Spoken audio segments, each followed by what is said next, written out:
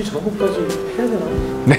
그런 거를 네. 많이 하시는 것 같아요. 뉴욕의 벤치 수를 세고 네.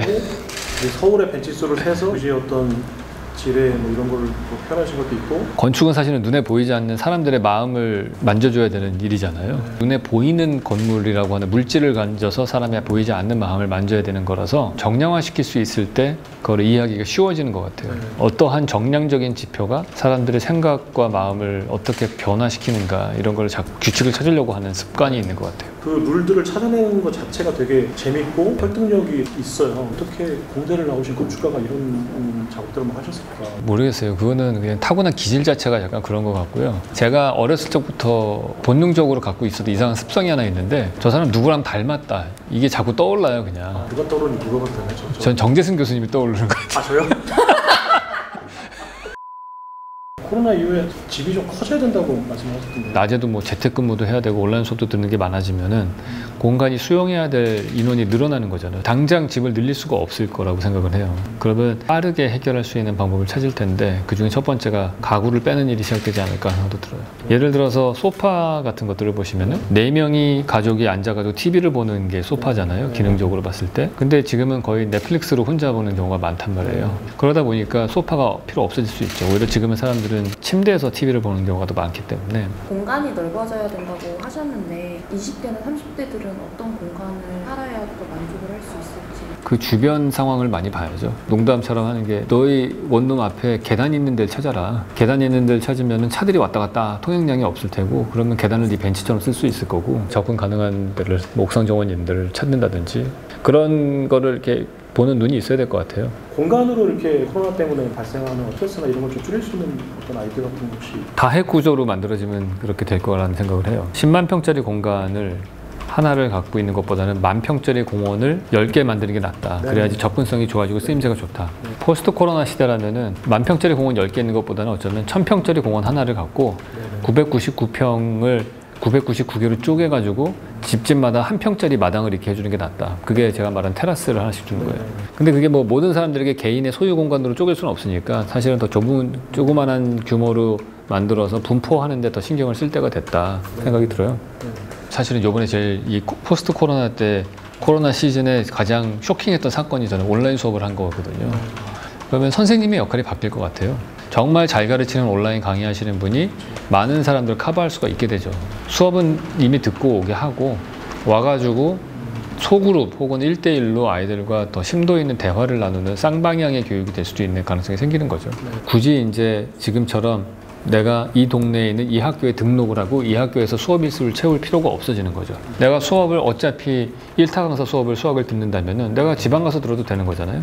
한 곳에 앵커를 내리고 사는 것들이 조금 더 자유로워질 수 있다. 근데 물론 이거는 이제 경제적 여유가 많고 그런 온라인 재택근무를 할 수 있는 직업, 좋은 직업을 가진 사람들이 하나인 거겠죠. 근데 이게 산업 전반적으로 점점 파져나갈 수 있고 우리 국민들의 보편적인 중산층의 라이프 스타일이 될 가능성도 있다고 봅니다.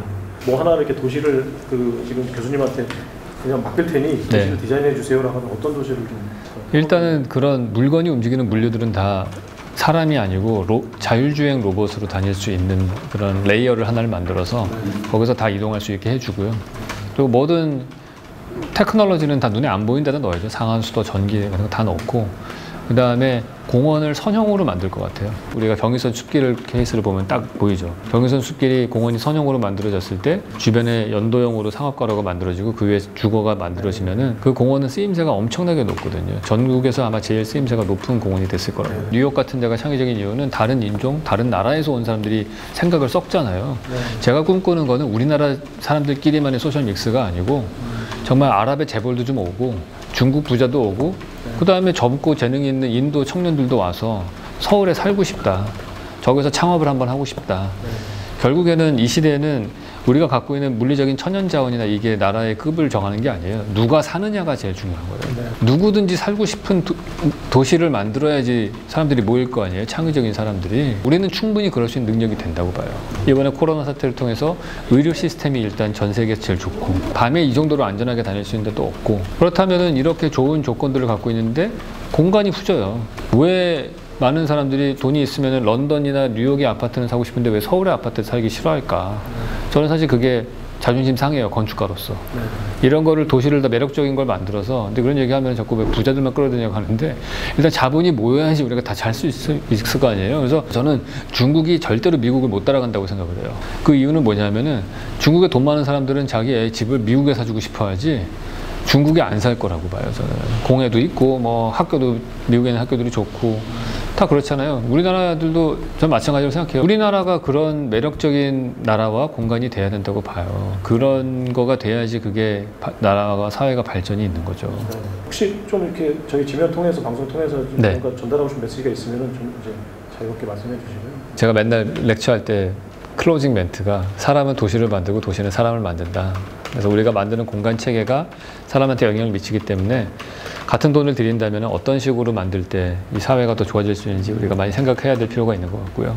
아파트 담장을 만들 돈이 있으면 벤치를 만들고 그걸 사람들이 앉아서 쉬고 볼 수 있게 하고, 우리 집 정원, 그래서 우리 아파트 단지의 정원이 길 가는 사람에게 더 개방이 되면은 내가 딴 동네에 가서도 그 아파트 정원을 즐길 수 있게 되는 거기 때문에 그런 부분에 대해서 좀 생각을 하면서 부동산을 단순히 소유의 개념을 뛰어넘어서 내가 공간이라고 하는 것들은 사람들의 관계와 사회를 되게 많이 좌지우지하는 거다라는 거를 좀 많이 생각을 하셨으면 좋겠습니다.